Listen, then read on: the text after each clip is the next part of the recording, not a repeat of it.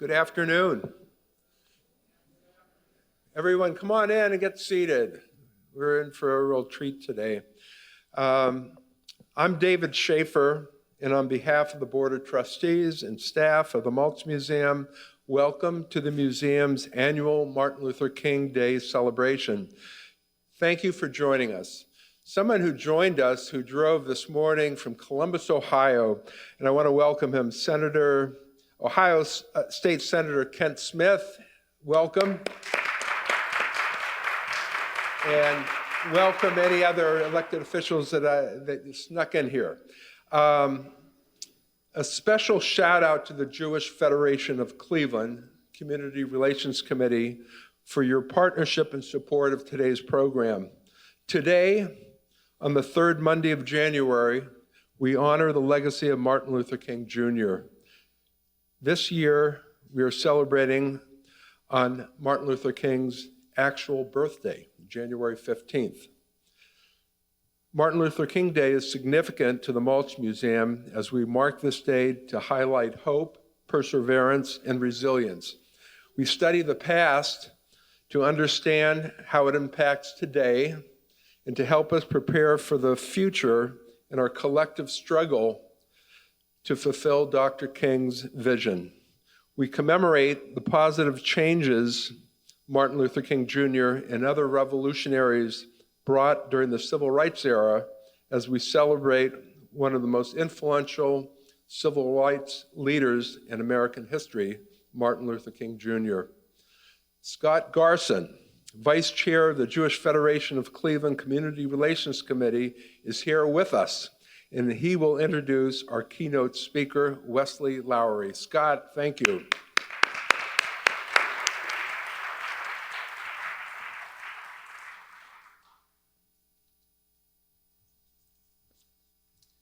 Good afternoon. I'm thrilled to see so many of people here today to celebrate the legacy and work of Reverend Dr. Martin Luther King. My name is Scott Garson, and I'm a vice chair of the Jewish Community Federation's Community Relations Committee. I'm equally honored that you're here at my congregation, Temple Tifereth Israel. The mission of the Community Relations Committee of the CRC, take a deep breath. The mission of the Community Relations Committee is to protect, preserve, and promote a just, democratic, and pluralistic American society, to advocate for a strong and secure state of Israel, and to safeguard and secure the rights of Jews in Greater Cleveland and around the world. We do this through establishing collaborative relationships with other ethnic, racial, civic, and religious groups. The CRC mobilizes Jewish community members to address central public affairs and to enhance the quality of life for all. For many years, our committee has been a proud sponsor of the MLK programming at the Maltz Museum. We have been grateful to the museum leadership for putting together relevant lectures and discussions on topics that would have been very important to Dr. King. As a Jew, I'm particularly interested in the words of our speaker, Mr. Lowery. Many of us in the Jewish community are feeling the effects of generational trauma because of the events in Israel. Reliving the past atrocities against our people and hoping that the pogroms and Holocaust experiences of our past are not repeated. As an American Jew, it's critical that we recognize the shared experience of generational trauma for African Americans who have relived atrocities for the entire 400+ year history of their ancestors in our country. I believe this shared experience can bring our people together to combat together the racial inequities that continue to exist in our country. Today's conversation with Pulitzer Prize winning journalist and author Wesley Lowery is one of the nation's leading reporters on issues of race and justice. He is the executive editor of the Investigative Reporting Workshop, an innovative training hospital, journalism nonprofit based at American University in Washington, D.C., that trains a rising generation of journalists by partnering them with professional newsrooms to work on projects that fill crucial gaps in media coverage. He is also a journalist in residence at the SUNY Newmark Graduate School of Journalism and contributing editor at the Marshall Project. If you haven't gotten the Marshall Project newsletter online, I suggest you do it. It's very interesting work. He began his career covering politics in 2014, was sent to Ferguson, Missouri to cover the police killing of Michael Brown for the Washington Post. In the years that followed, he would chronicle the early years of the Black Lives Matter movement, writing a best-selling book and launching Fatal Force, a real-time national database of people shot and killed by the police. That database, which remains the most reliable public data on police shootings, won the Pulitzer Prize, the George Polk Award, and the Peabody Award, and was named one of the decade's top 10 works of journalism. His latest book, American Whitelash, published in June 2023, chronicled the rise in white supremacist violence in the years since Barack Obama's election. The Federation is grateful for the partnership of the Maltz Museum in bringing this lecture to the community each year in commemoration of Dr. King's work and in honor of his legacy. I am equally proud to share that I am a graduate of Shaker Heights High School, where Les Lowery also is. Please join me today in welcoming Mr. Lowery to this esteemed congregation.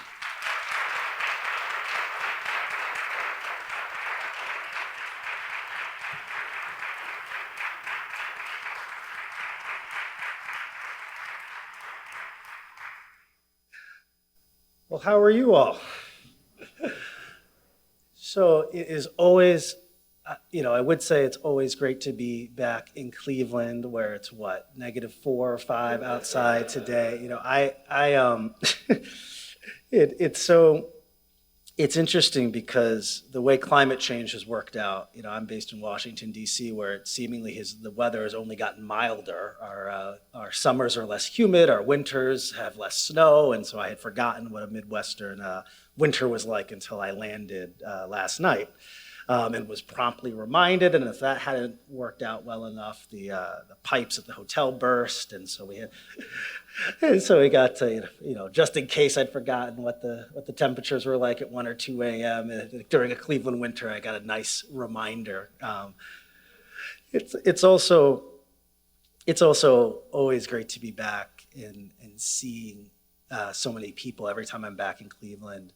Anytime you go back anywhere where you grew up. I talk to friends who are writers or authors who are better public speakers than I am, and we always talk about how going back home is different because of the people you see, the memories that come back up, but also just the reminder of community, people you've known in depth or even in passing, but in some cases, not just for years, but for decades and for a lifetime. And how that community is something that really helps steel all of us through times like the ones that we're living through right now.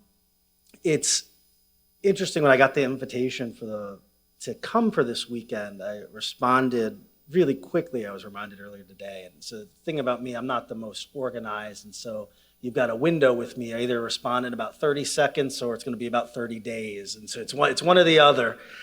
This was one of the 30-second responses. And one of the reasons for that was because, not just Cleveland, right, but the Maltz Museum specifically is a place that very much feels like home. I grew up about 10 blocks in that direction, and my summer job was about 10 blocks in the other direction. And so I don't know that I've been here inside of this building probably since I was a sophomore or junior in high school, but it was the type of place that I could remember very specifically, and a place that really brought me back to a time when I was growing up and thinking and learning and trying to figure out more about this world that we live in. It's been interesting because I've been out talking about my latest book, which is a look at the rise in racialized violence and white supremacist violence that we've seen here in our country since Barack Obama's election. And included in that are examinations of anti-Semitic violence, as well as violence experienced by Muslims and other immigrant groups here in the States.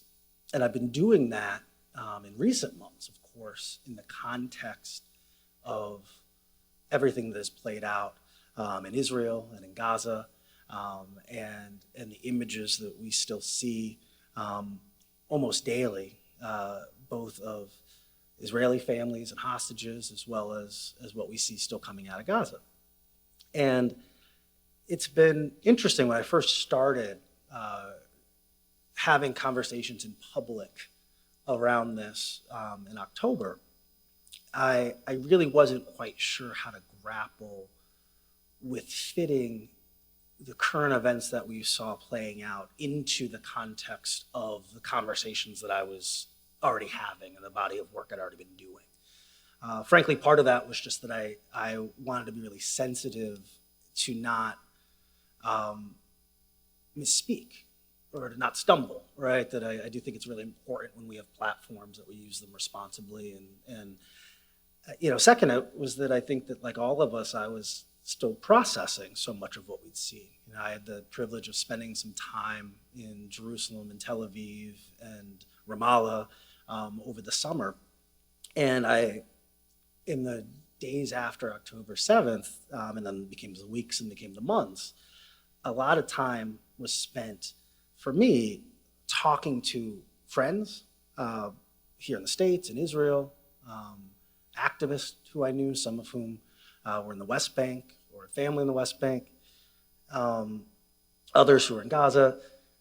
And so it was and I remember just sitting and thinking and watching and feeling beyond the fear in terms of the physical safety of people who we know, who we love, beyond the fear that comes when we start to see an uprising and spiking in vitriolic rhetoric, right?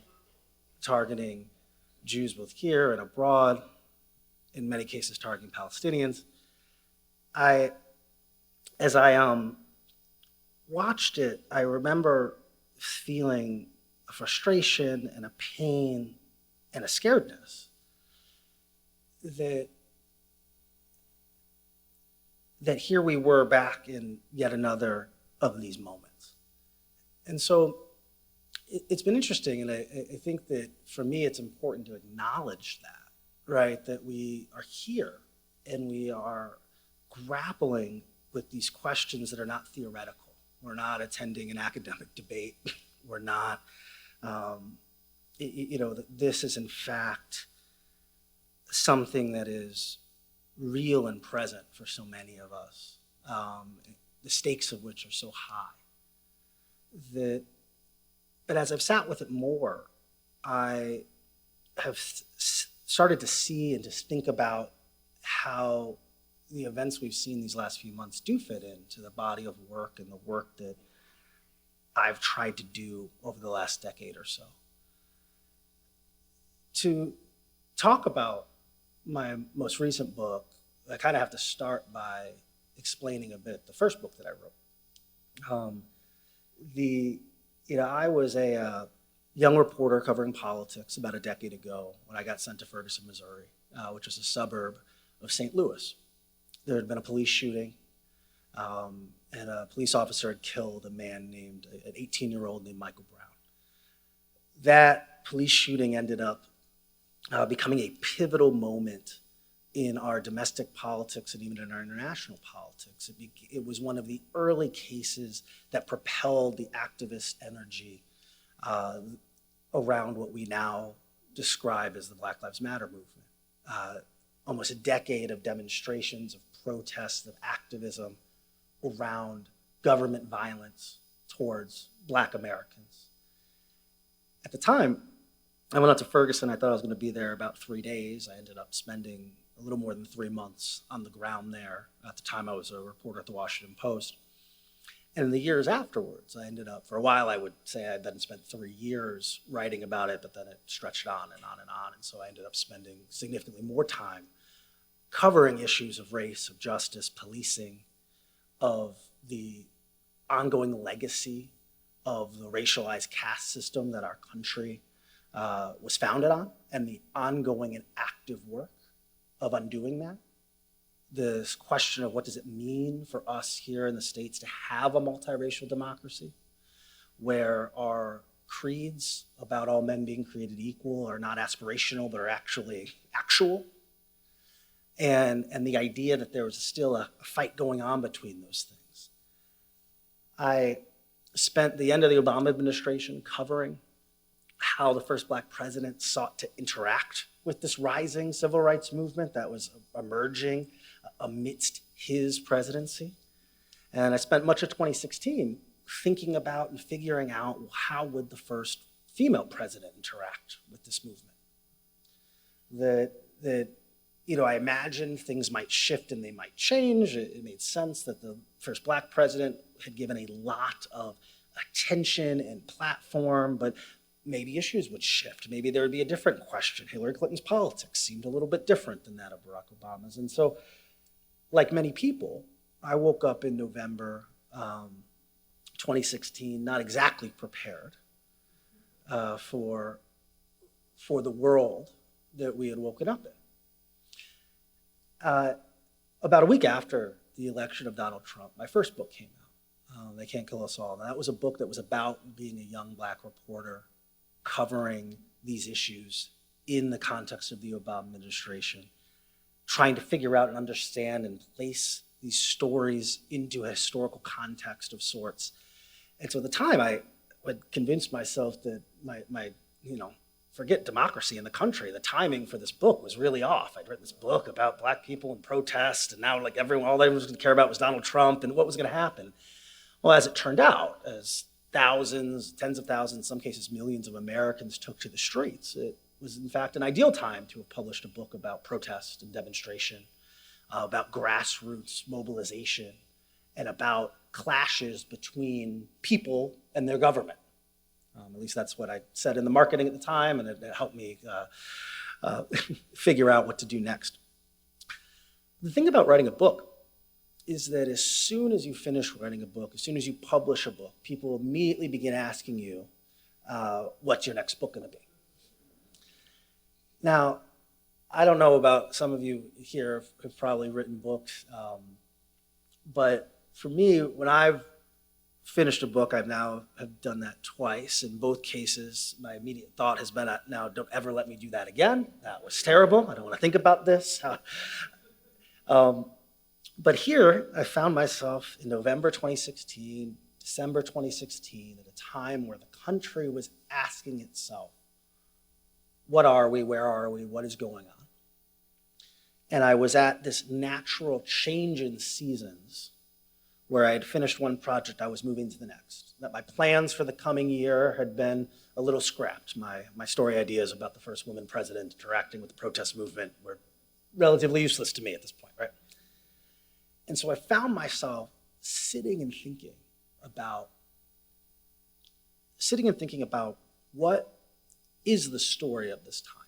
If my job has been to cover issues of race and justice in the United States, through the lens of policing and the criminal justice system, but even more broadly than that, what is the story of race and justice now, at the end of 2016 and the beginning of 2017? And I will say that as a journalist or as a writer, I actually think it is a unique privilege sometimes to have the ability to stop and to think. So often, especially with the way that our media environment works now, things move so quickly. Responses have to happen within minutes, if not seconds, right? That so often we see an event and within hours, here's 1,000 words on what we should believe about it. Here's the correct historical context for it.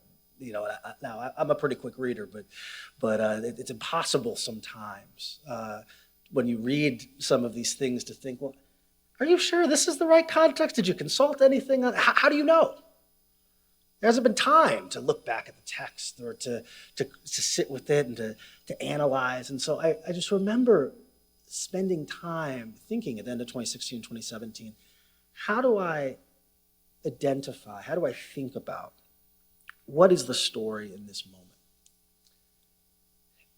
And as 2016 gave way to 2017 and 2017 gave way to 2018, what we saw was a shift and a change in some of the stories that were making the headlines.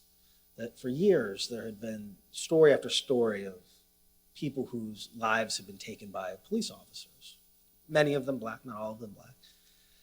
But now what we were seeing were story after story and headline after headline, not of government violence, not of a more nuanced or complex systemic or structural racism, right?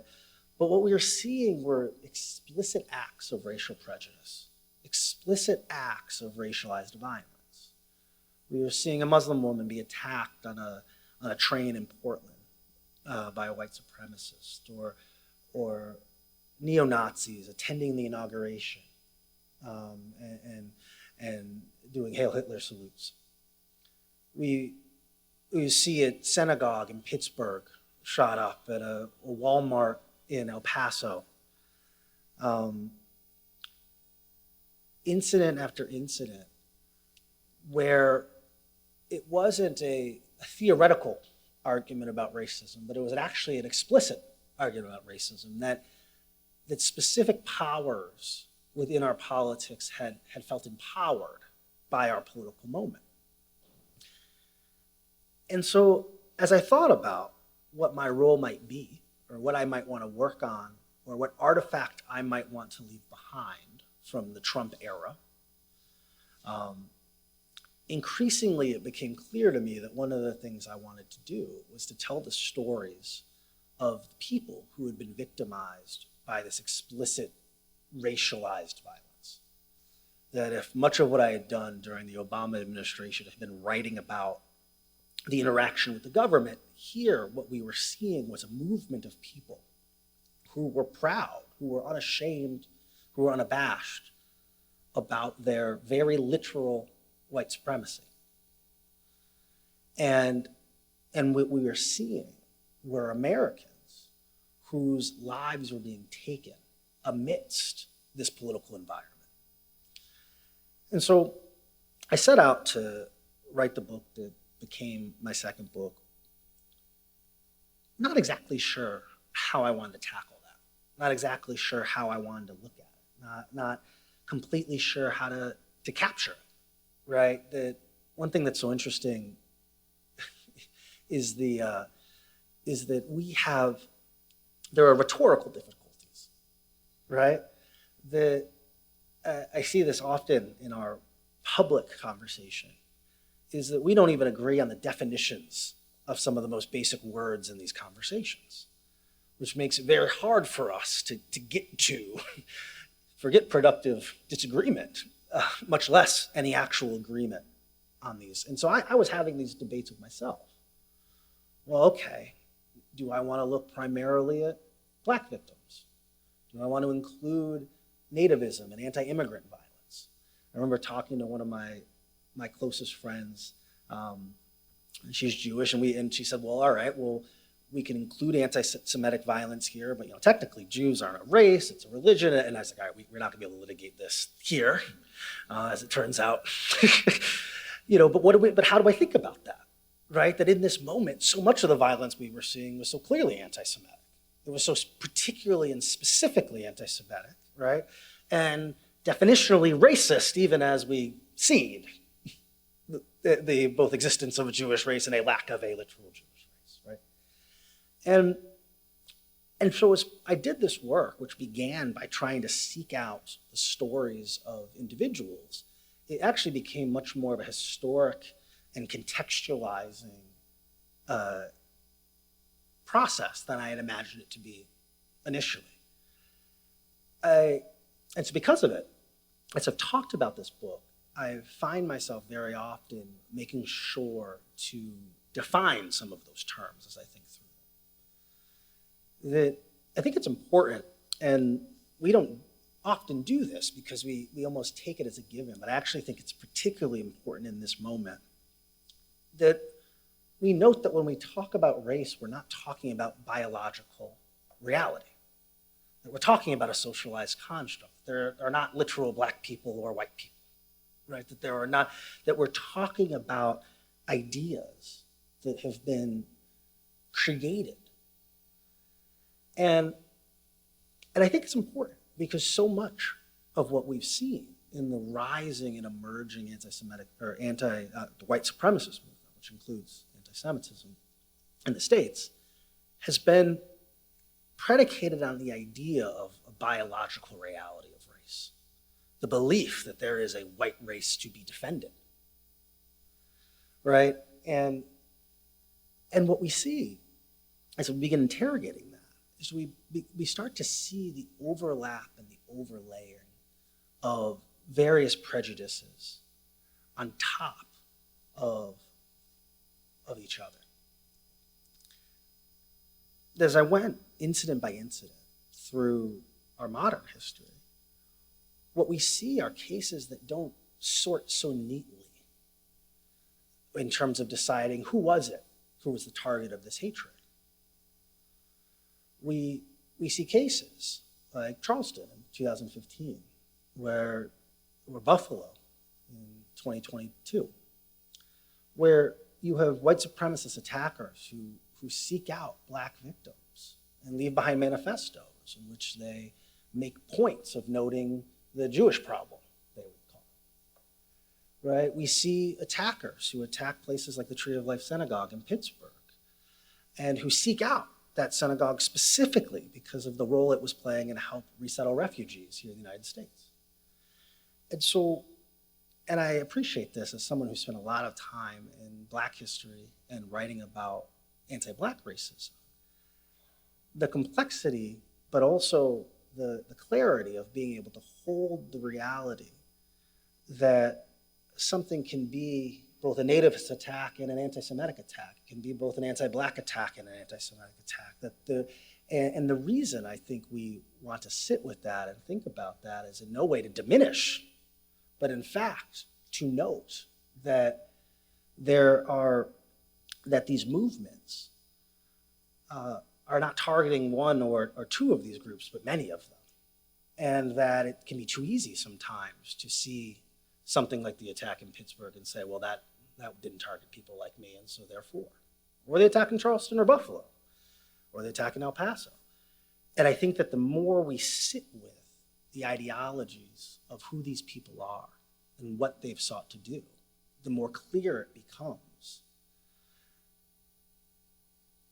I remember when I began working on this book, I reached out to the historian Taylor Branch, who is probably, I mean, this is a little subjective, but is probably the greatest living King historian. His trilogy, America in the King Years, won the Pulitzer Prize and is among the leading historical work on the civil rights movement. And I remember talking to him and asking him, if I'm looking at this period of time as a period of increased white supremacist violence, of increased animus against multiracial democracy, what are analogous historical periods?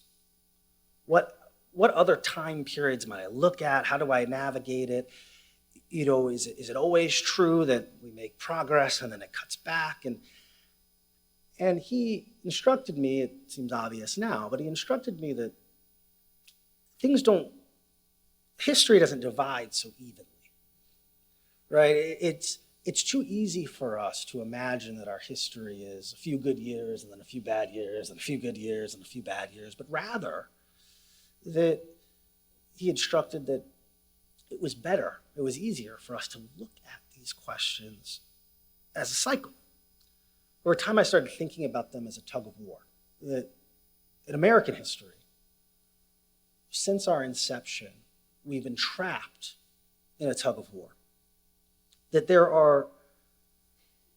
have been forces since our founding who founded this country initially as an explicitly white supremacist nation, a nation in which we had codified those racial distinctions and determined our rights and our freedoms and our liberties based on where we fell into that racialized caste system.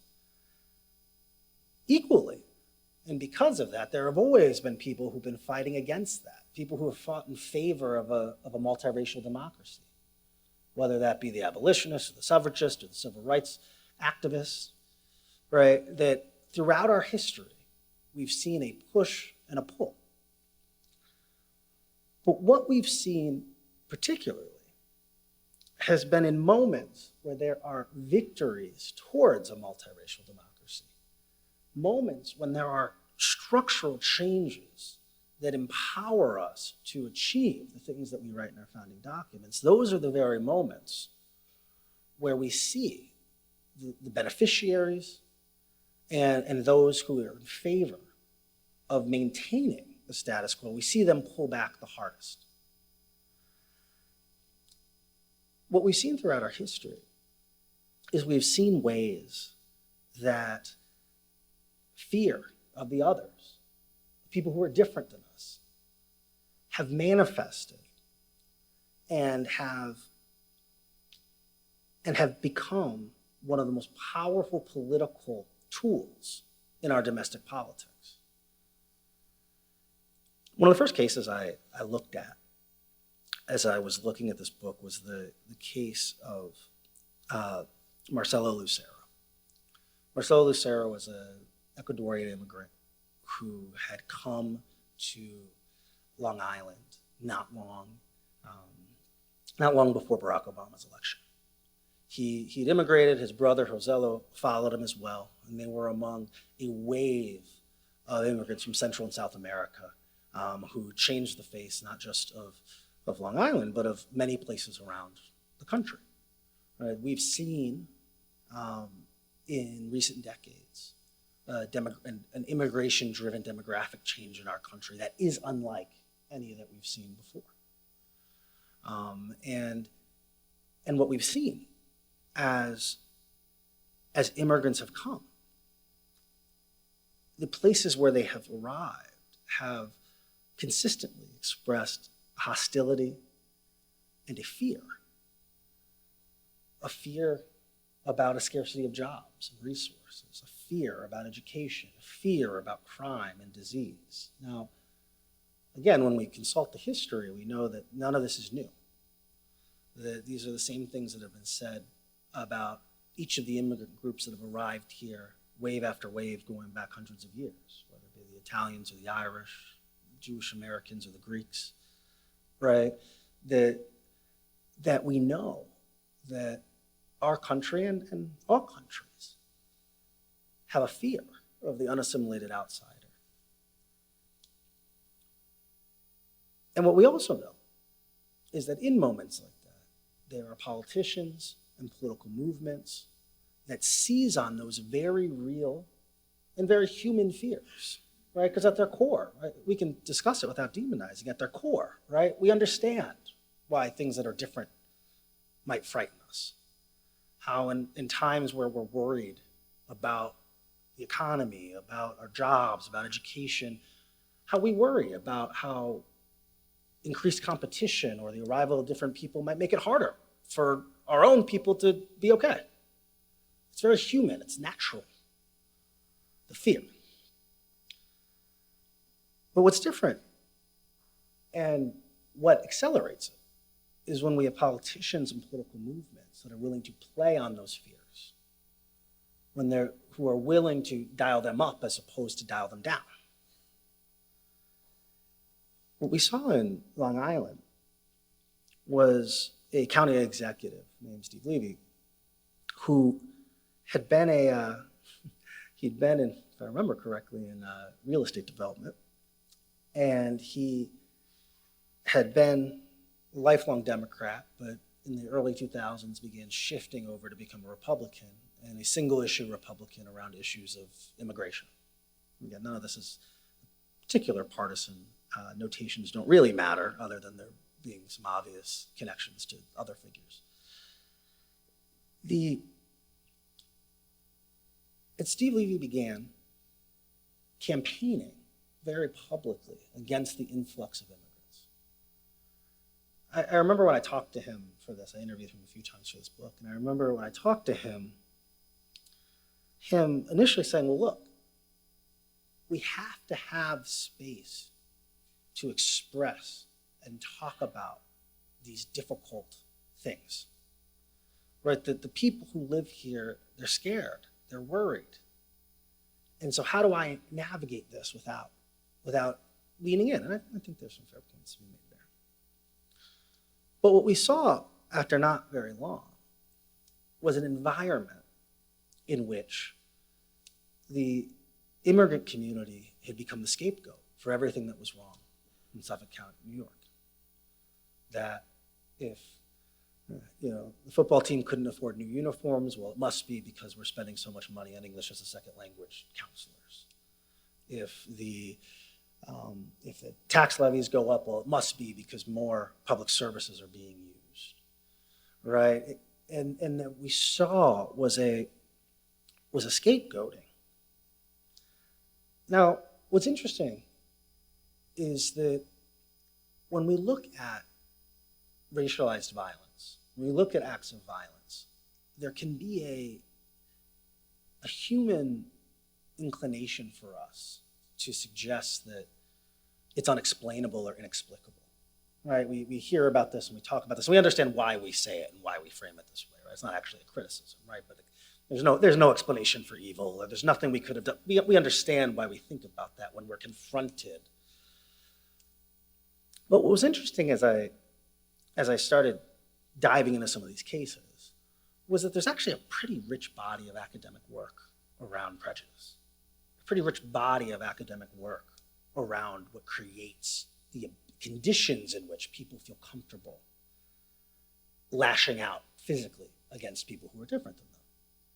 There's a sociologist, Gordon Alpert, who did a series of studies around this idea of what creates prejudicial violence and the steps that are created. How you get from a internalized prejudice, which we all might have, which we all do have. Again, we all are comfortable with people who remind us of mom and dad and a little wary of people who don't. It's how we're programmed to survive, right? We're attracted to things that are comfortable. We're wary of things that are uncomfortable. And just the existence of that prejudice is not in and of itself a moral failing. But what happens, and what's the scale that takes us from that feeling of human and self-interested skepticism and takes us to a space where we're willing to be explicitly violent? And the first step is a vocalization of that prejudice, right? It's one thing for us to believe something or to think it. It's another thing for us to feel comfortable expressing it in some way, saying it out loud. To one person, to 2, to 10.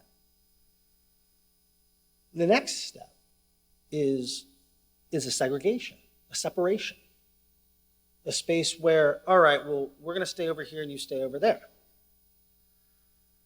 This third step is a space where now we actually see a physical violence at an interpersonal level. And the fourth is when we start to, at a cultural, societal level, actually see widespread violence.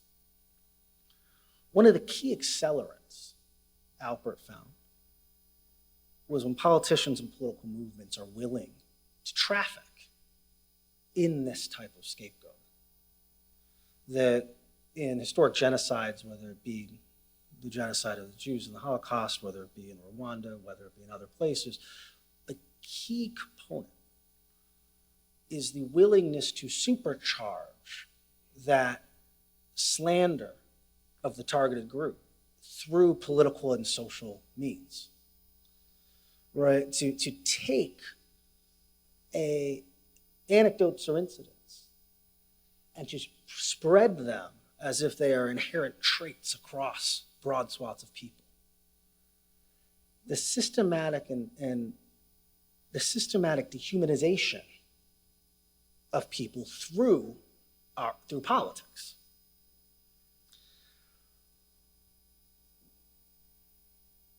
What happens when we are willing to use our speech, which in our country is largely protected? What happens when we're willing to use our speech to dehumanize groups and sets of people? Our followers and our listeners stop treating those people as if they are human. What we saw in Long Island and what we've seen in other communities across the country have been cases in which immigrant groups, Black Americans, Jewish Americans, Muslim Americans, have been so targeted through politics, so scapegoated through their politics, that people begin treating them as less than human. In Patchogue, Long Island, where Marcelo Lucero lived, it had become a sport among some members of the high school. They would go out during the weekends and look for immigrants to attack. And so one night, as he and a friend walked, a group of 7 young men attacked them, ultimately stabbing Marcelo and killing him.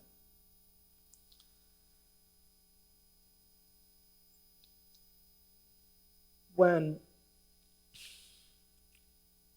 the case played out and was covered by the New York Times and other places, there was a shock, there was an aghastness among the community. How could this happen here? How could there be such hatred? And it was the young people. It wasn't old people. It was young people.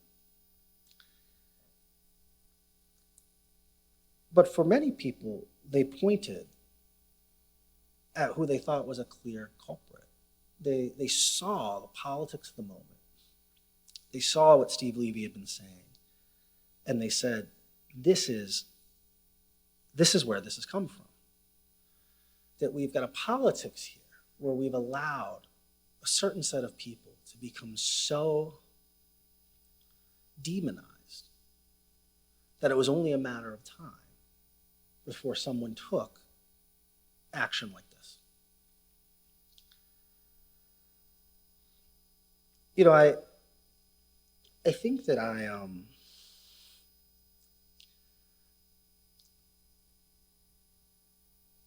I was a bit surprised. I was almost disappointed in myself at how surprised I was. As someone who likes to think I'm fairly well read and enjoys history, and how ununique what happened to Marcelo Lucero is, and what's been happening in this moment is in American history. That when we go back and turn back the clock, what we see time and time again is the same playbook playing out when new people arrive on our shores, when our country has to interact with itself this way. That we see these same acts of violence against Chinese Americans and Japanese Americans in the West. We see these acts of violence against Italian Americans in New Orleans and elsewhere in the South. We see these same attacks against Irish Americans and Jewish Americans. We see, following 9/11, these types of attacks against Muslim Americans and Sikh Americans. That one of the key wrestling points and grappling points for all of us in this moment, as we work to construct our multiracial democracy, is what do we do when our desire, our love, our value of speech creates the conditions in which, or provides the tool that people would use to undermine and to endanger the safety of some of other members of our society. That what we see and have seen time and time again are cases in which people would use their platforms to demonize and dehumanize, only to then have predictable outcomes. I think it's one of the questions we're grappling with across our society. That there's a spoiler that I don't actually come up with a good answer for this in the book. Some of the reviewers didn't like that. I have a friend, a journalist friend, who she likes to say that as a journalist, her job is to probe and interrogate the depths of the problem and never provide any answers to it. Right? I like to think sometimes I come up with an answer or two, but I can appreciate that thinking broadly. And so I I hate to disappoint you if any of you think I'm going to end this with an actual solution to the depths of these problems. I don't have that. But I do think it's been a helpful lens as I've seen so much of what has played out and so much of what is difficult. I remember talking to my good friend Adam Serwer, who's a writer at The Atlantic, and talking about how so much of what we're seeing playing out in our politics, in our society, in our institutions, whether it be for us in our newsrooms, on our college campuses, inside of our places of worship at times, is the tension that comes with integration. That what happens to us as a society in which we, by design, choose to put a bunch of different people with different histories and different beliefs, different backgrounds, in some cases different values, and say, all right, you all get along. That it forces us to have conversations that challenge our priors. It forces us to grapple with the complexities and nuances of our difficulties and even of our shared stories. How the people who are the heroes in my version of the story may not be the people who are the heroes in your version. And what do we do in those moments where being in an integrated multiracial democracy forces us to sit with those at times uncomfortable realities? I think a lot of what we're seeing right now is a rejection of that idea and of that feeling. A desire to say, I don't want to grapple with the places where this is tough or where this is difficult. A desire among many of us, and understandably, to say that we don't want to sit with the ways that facts challenge perhaps some of the fairy tales we've told ourselves, whether it be about our country, about others. And I think that it's important for us as we sit here and as we think about things. I think it's important for us to lean in to those difficulties, to lean into those nuances and complications, to those places where other people's perspectives challenge ours. It's cliche, but it requires an amount of listening and a listening that is intent on hearing, not intent on rebutting. That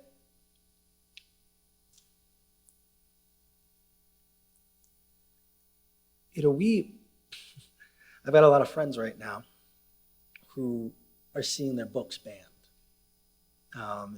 from libraries and school districts across the country.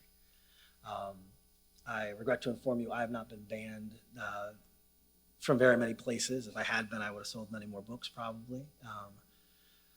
But I do. I remember getting a call from a high school English teacher in Washington State who was really upset. There was an article I had written that had been on his syllabus, and the school had preemptively banned him from including it or several other pieces. And he ultimately, a few of the writers wrote letters to them, and he ultimately was able to get them to overturn it. But it's something that's playing out across the country right now. In many cases, these preemptive attempts to prevent backlash.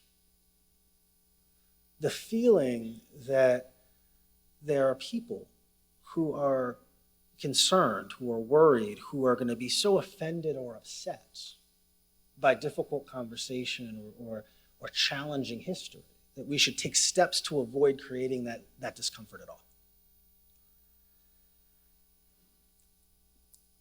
I think that,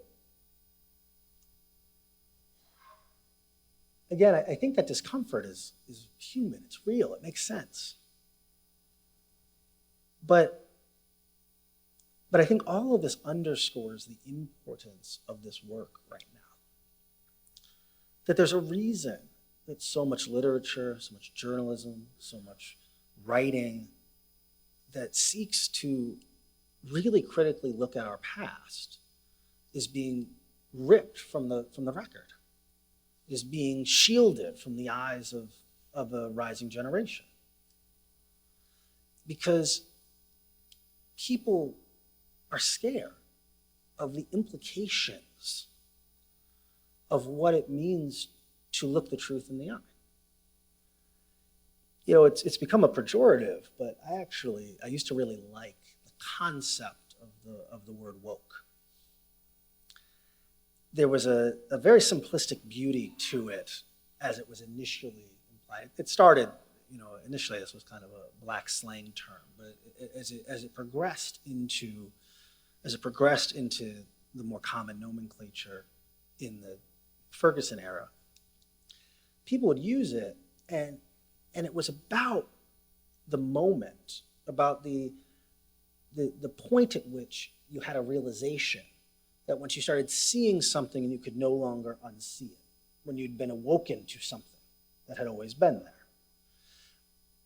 I think we all experience that in different contexts, right? In the Black Lives Matter context, I remember I would have regular readers who would write into me, sometimes after each article. I had one or two who would write in after each article and explain to me why the person who'd been killed by the police in that case really deserved it, like each time. You're at it again, Wesley, here's all that.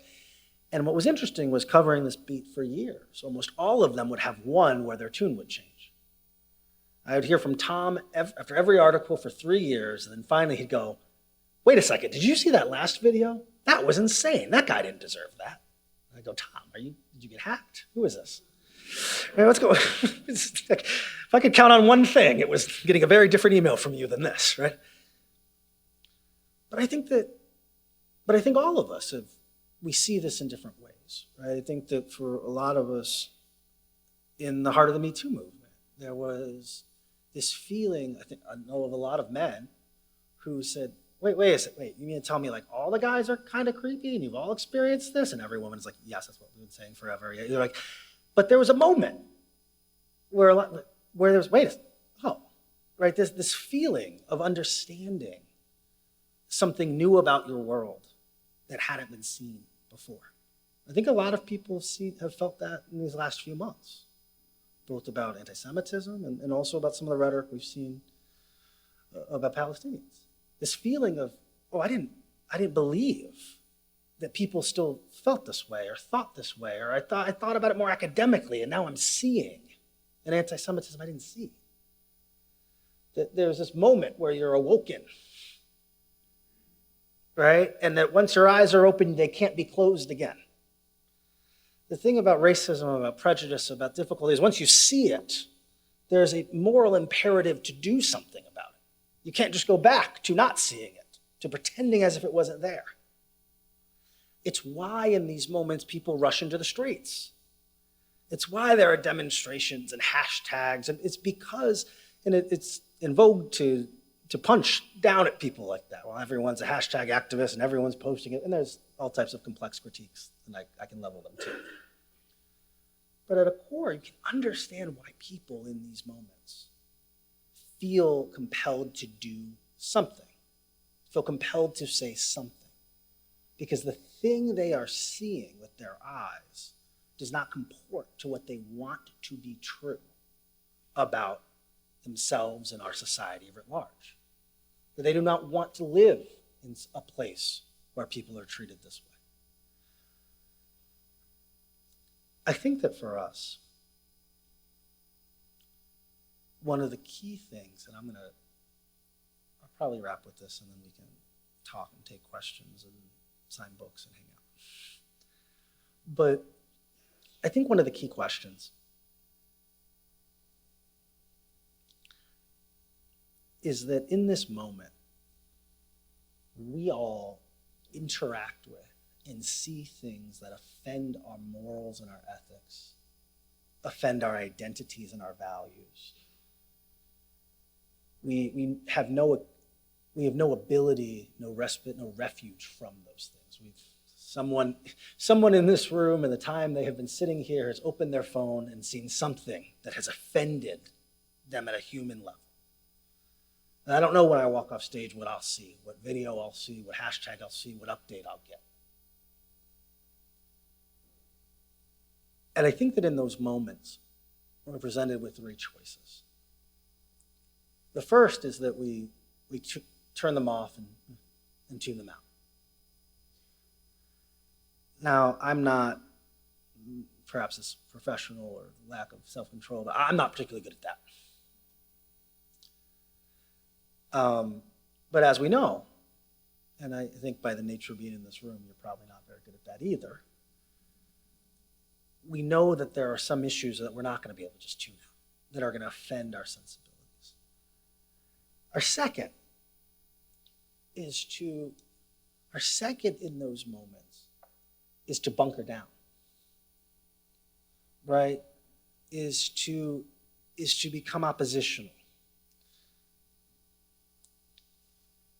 And the third is to lean into the difficulty, is to lean in to that tension. I don't think that requires us to compromise our values. I don't think it requires us to compromise our morals.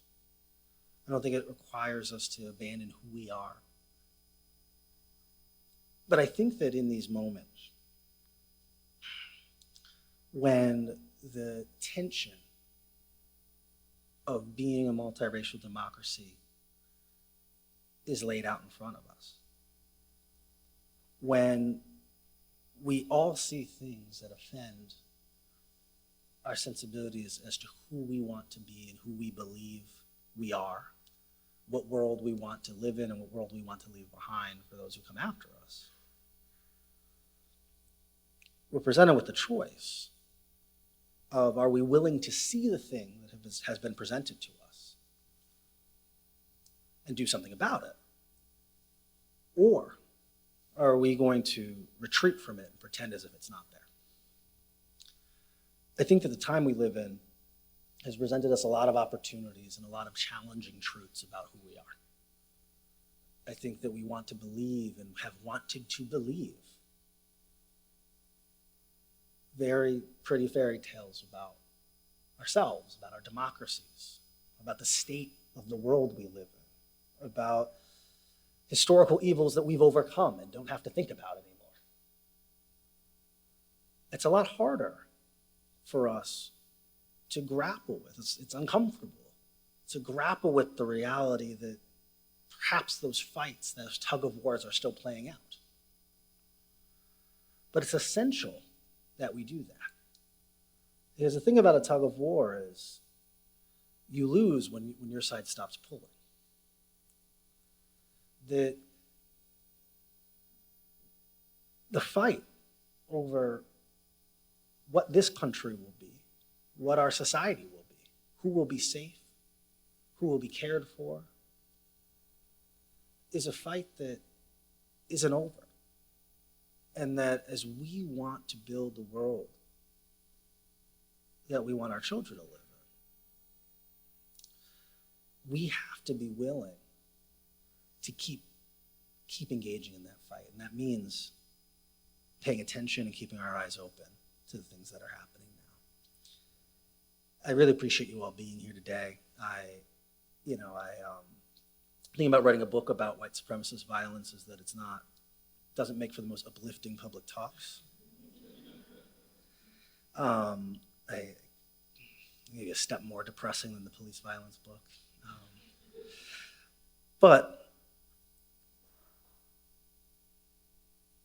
But I will say that in these moments, I think it's encouraging and needs to be encouraging, right? To remember that there are rooms like this one full of people who share values and morals and beliefs and visions and aspirations for what we want to be. And that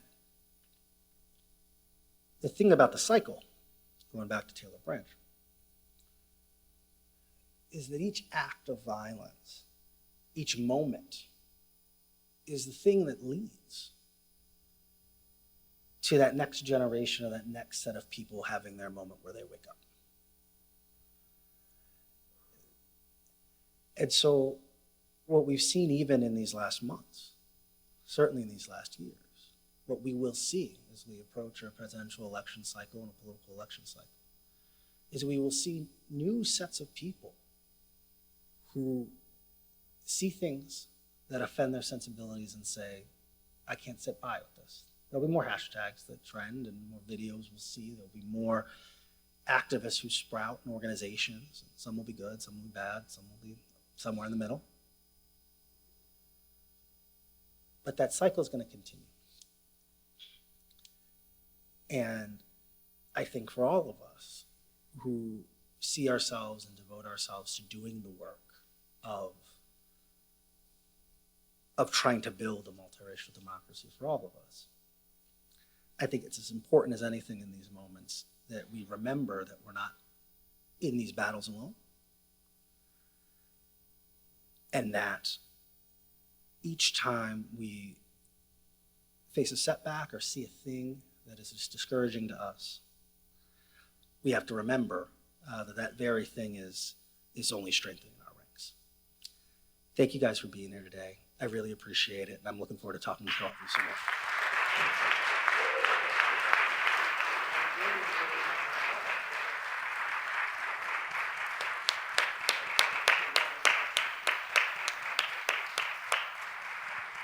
Wow, Cleveland and Shaker Heights proud. Welcome home, Wesley.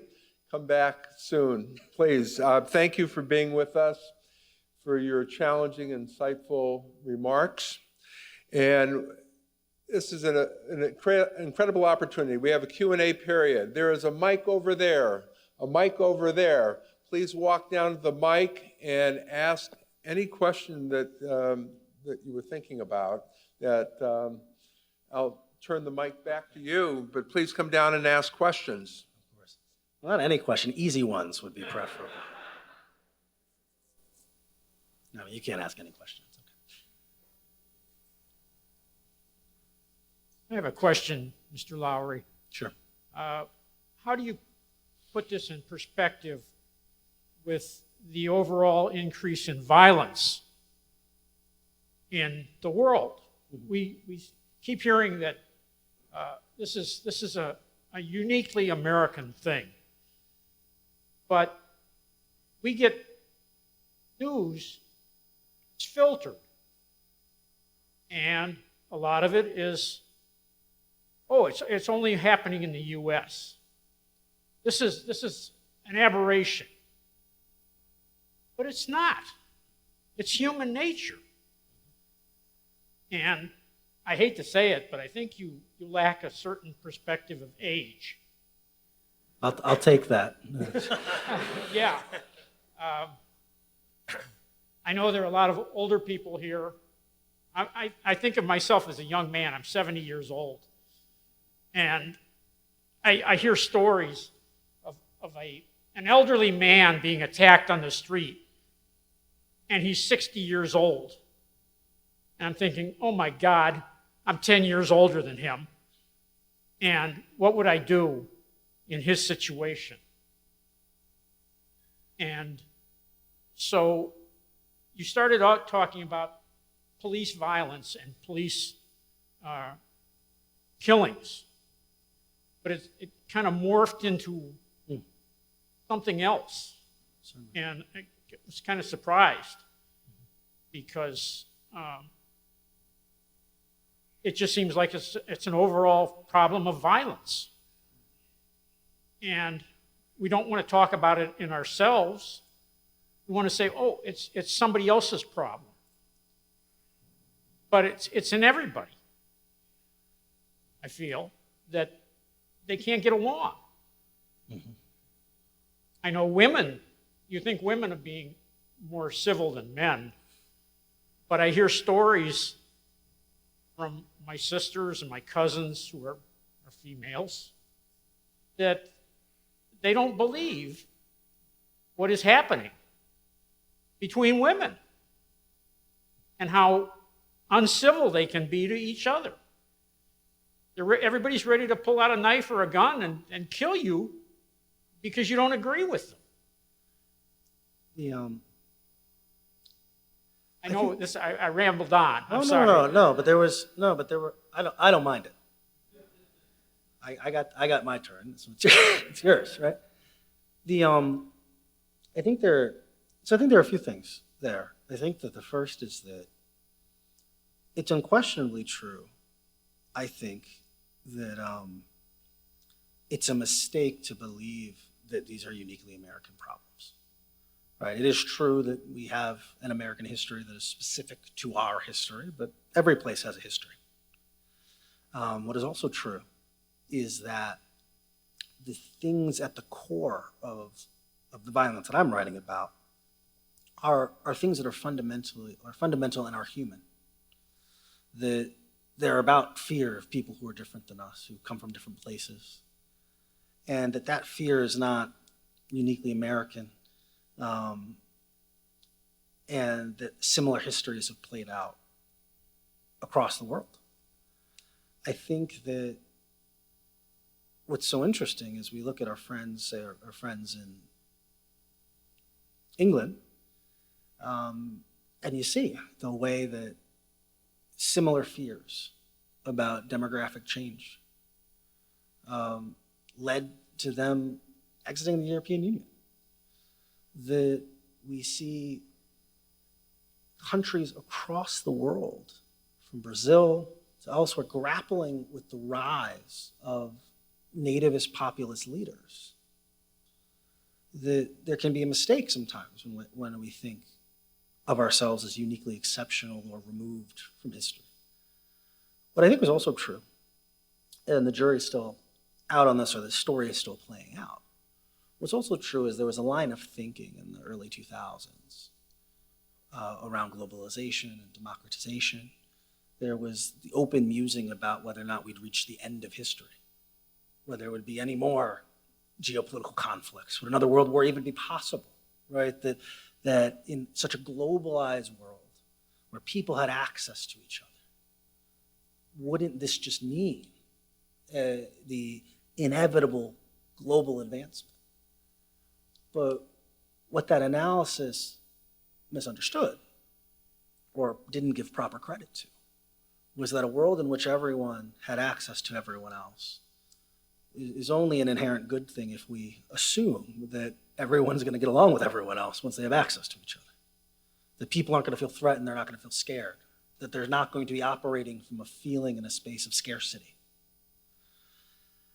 I think that, like I said, it's unquestionably true. It's been really interesting these last few years as I've spent more time abroad.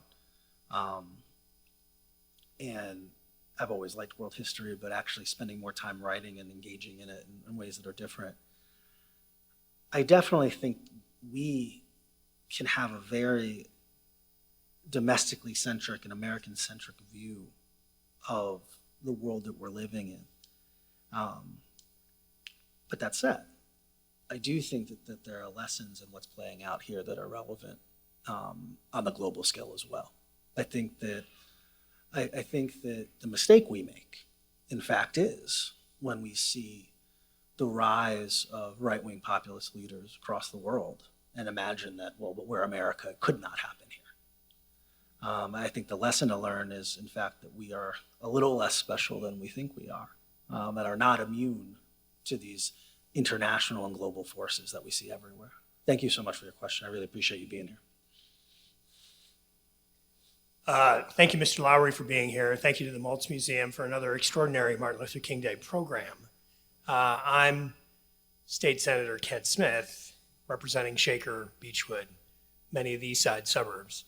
And as you were speaking, I kept hearing the debate going on in Columbus on the trans population and the power dynamics that are two Republican legislative leaders who are playing politics in the March 19th primary and are going to overturn Governor DeWine's veto to strengthen their primary election campaigns so that these two individuals can try to become the next Speaker of the House if most of their people get elected on March 19th. And The House overturned the governor's veto this past week. It's coming to the Senate in about 2 weeks. And so as I listened to you, I was frankly writing my, speech to defend Governor DeWine's veto. I mean, I had a version of it already, and I think you've added another element. But I guess I was curious to what extent you're following this specific issue in Columbus and whether or not any of your research see parallel scenarios unfolding right now about 2 hours south from here. Thank you for being here. Thank you. Thank you for that question.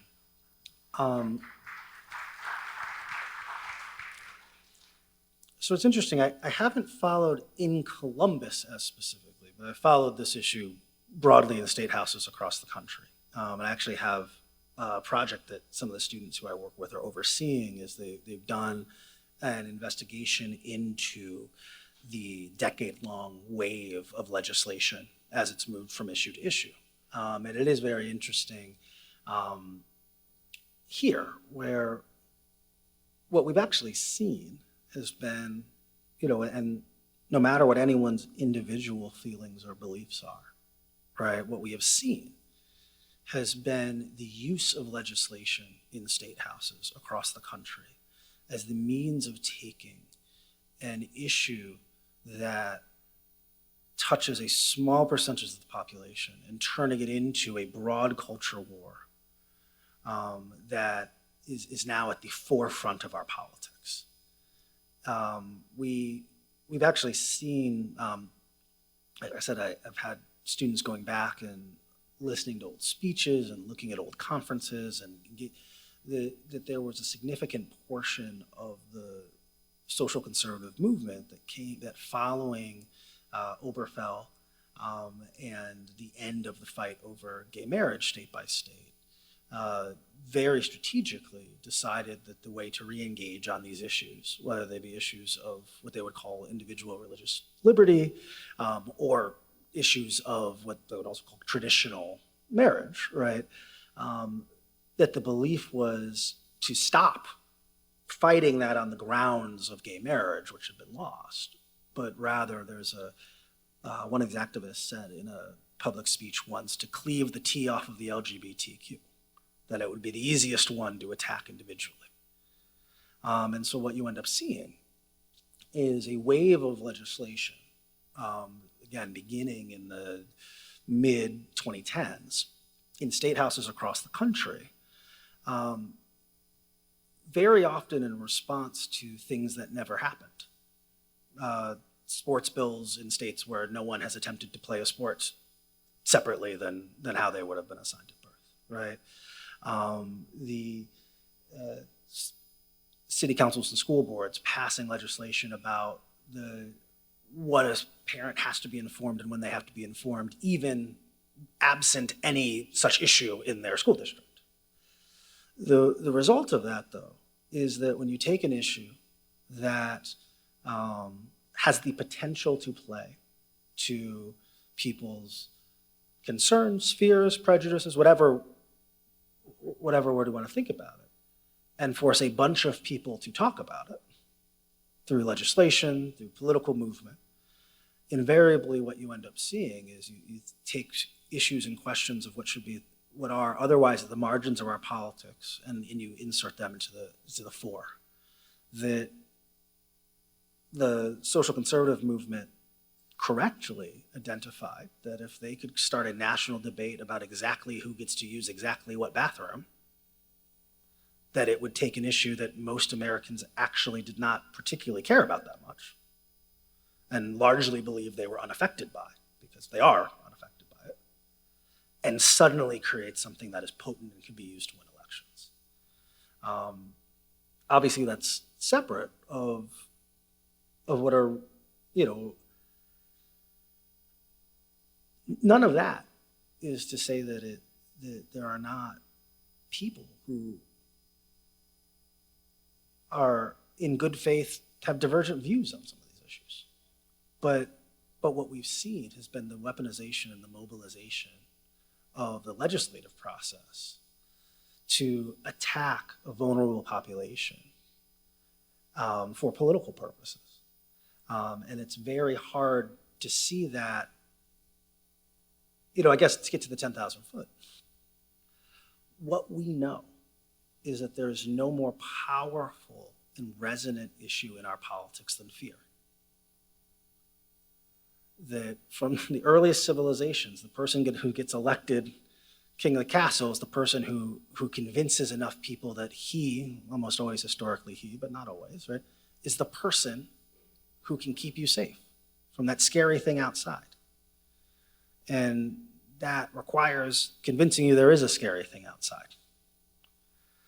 And so I think it's again, separate of what I think can be good faith divergent debates about who we are as a society and how we want to treat different types of people. What's unquestionably true is that the amount of attention given this issue and vitriol that has been targeted what is a small minority of our population, unquestionably, one, creates an environment in which neighbors of ours don't feel safe.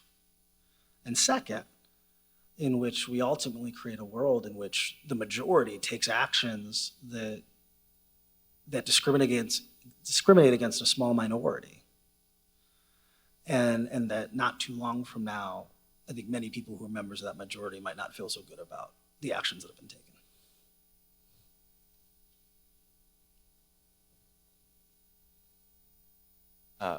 Thank you, Mr. Lowery, again, for being here. A lot of the sort of what you were saying, I think, during your talk echoed a couple of themes that I've heard Brian Stevenson of the Equal Justice Initiative say, that we create the multiracial democracy that we believe we can through shared truth followed by reconciliation. Mm-hmm. And reconciliation is not possible without shared truth. Yes. I think you spoke very powerfully about some individual stories and narratives that can lead us to that shared truth. But I happen to know your journalistic work better from data-driven sort of articles, especially about Cuyahoga County's criminal justice system. And so I was hoping you would speak a little bit about the utility and the power of data versus stories and narratives in reaching that shared truth and in moving forward. Thank you. Of course, I really appreciate that question. I think that it's been interesting because at various points in my career, I spent a lot of time, I spend a lot of time doing data journalism, data-driven journalism. My daily work is very steeped in that because I think it's very important. I think that I also recognize there is difficulty to it. I think especially in this moment where trust in our institutions are so low and where we all have access to so much information, whether it's good, quality, or accurate is a different question, but we all believe we have the facts, whether that they're real facts or not is a different question, right? It can be, I think there are a few things that are true. I do think, and I believe, it's central to my body of work, I believe that it's extremely important for us to create rigorous record of the reality of the world that we live in, right? When I went to Ferguson, Missouri in 2014 to cover a police shooting that had become the biggest story in the country, there was no accurate data to help us understand if this is one of one police shootings that will happen this year or one of a million. We did not know the answer. I remember the time talking to, at the time she was the Attorney General of the state of California, now the Vice President. And she said to me, she said, we have these conversations and they're purely about emotion and anecdote. We don't actually have the information. What we've also seen though, and so I guess I would say that one, I think it's extremely important for us to quantify, to measure. I think it's important for our government agencies to do that work. I think in the absence of it, I think it's important for our journalistic agencies to do that work, right? For us to probe and pay attention to what's happening in part so that we can try to come up with innovative answers and solutions, right? I think what I struggle with sometimes is balancing that with the reality that as a populace and as a society, we often have a very hard time grappling with facts we don't like. And so there is a narrative work that comes with this as well that's important, right? I think about, Brian Stevenson very famously him and his Equal Justice Initiative very famously created the memorial in Montgomery to the lynching victims in the United States of America. And I, at my desk at home, I actually have another Cleveland connection. The executive director of the National Archives is from Shaker. He's a Shaker graduate. And he did, for a while, they've been doing work where they're trying to get more of the artifacts from the National Archive that have been digitized to have people know they're out there. And so I moderated something for them or whatnot, but he sent me, after that, a printout, a copy of Ida B. Wells's Red Record. Now, Ida B. Wells could be called, we're now all doing it now, we've all decided we're calling her this, so who knows if it's true or not, right? But could be said to be among the first data journalists, a Black woman journalist who decided that she was going to chronicle and investigate lynchings across America, right? And that she was going to, one, use rigorous storytelling and data collection to combat the several pernicious pieces of misinformation. One, that lynchings weren't happening. Two, that all of them were cases of some amount of justice, because in societies telling at the time, there were these ravenous Black men who were just attacking white women, and there was nothing that could be done, and it had, and so the mobs couldn't be blamed for what they had done. And Ida B. Wells, despite the Klan literally blowing up her printing press and running her out of town, goes place by place, interviews the witnesses, and chronicles state by state how many lynchings had happened, and submits this map of the United States where she's hand-drawn in the number of lynchings to Congress in support of federal anti-lynching legislation. Congress didn't pass that legislation. No one really listened to her at the time. And Ida B. Wells is a story of someone who we gave a Pulitzer to 70 years later posthumously because, wouldn't it have been great if we'd listened to this lady at the time? We didn't. So now we're naming everything after her 100 years later. And so as a Black journalist, it's a very interesting, I'll be honest, like as someone who came up in this space, as someone who was very young covering issues of police violence, you come into journalism, and this is a style of thinking that was very front and center in the decades that followed Watergate, for example, in part because of a fictitious version of what journalists tell ourselves about how Watergate happened. But there was this belief that we would show up and do journalism and write the facts down and prove them, and then the entire world would change. Right? If only people knew this true thing, then they would stop doing whatever this was. And I certainly believe in the power of words and the power of facts and the power of journalism and data. But my belief is a little complicated by the reality of our history, which is there are a lot of things that we know. There are a lot of things that we have documented. There are a lot of things we have shown. And as a society, we still haven't gotten to, I have spent so much time covering mass shootings, and I've been on gun violence project after gun violence project after gun violence project. And while it is true, and it remains true, that it would probably be nice if the CDC could study gun violence if it wasn't literally illegal, there's basically nothing we don't know. We know. This is one of the cases where, as Americans, we are particularly unique. We are a country that has a specific problem that no one else has, right?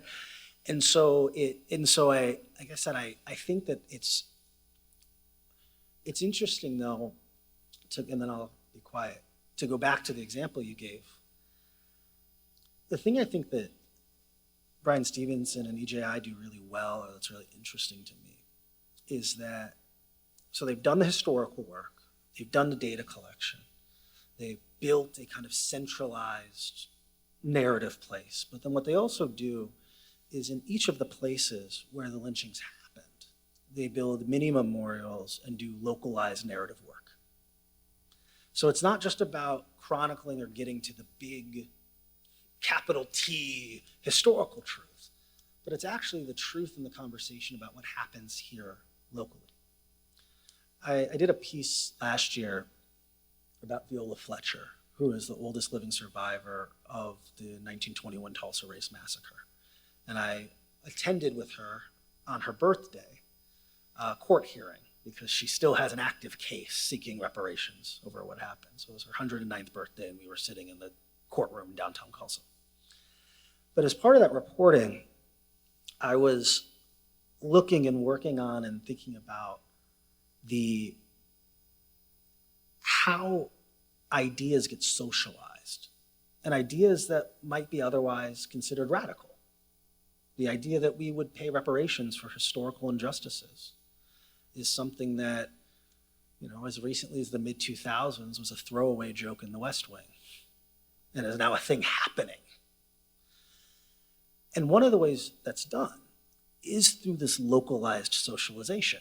There's a big fight among the left and Black academics over whether or not all of these local reparations movements and bills are actual real reparations, right?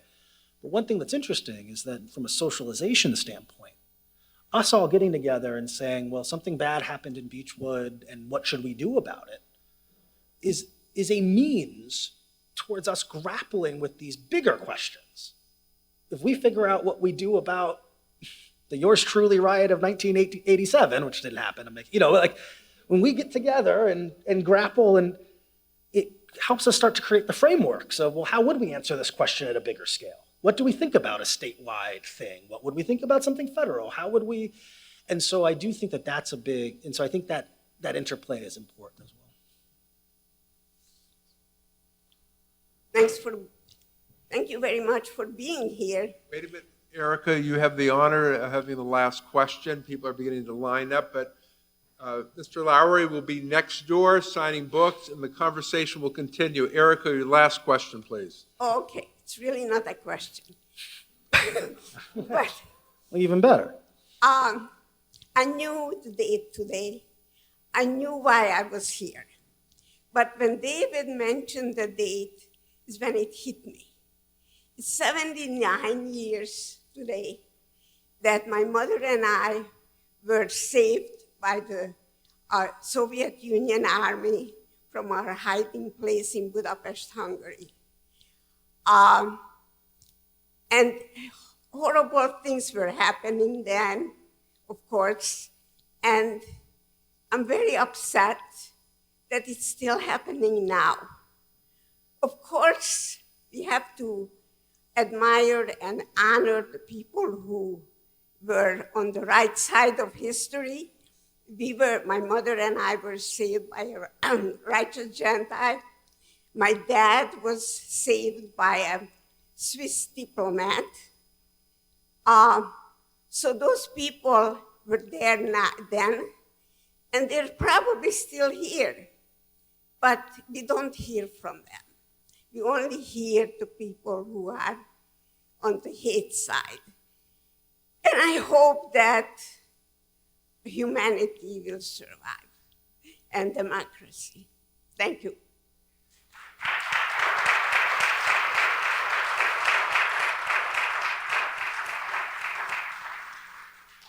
Thank you all for being here today. And I'm looking forward to chatting with you all some more once we get next door. So thank you all.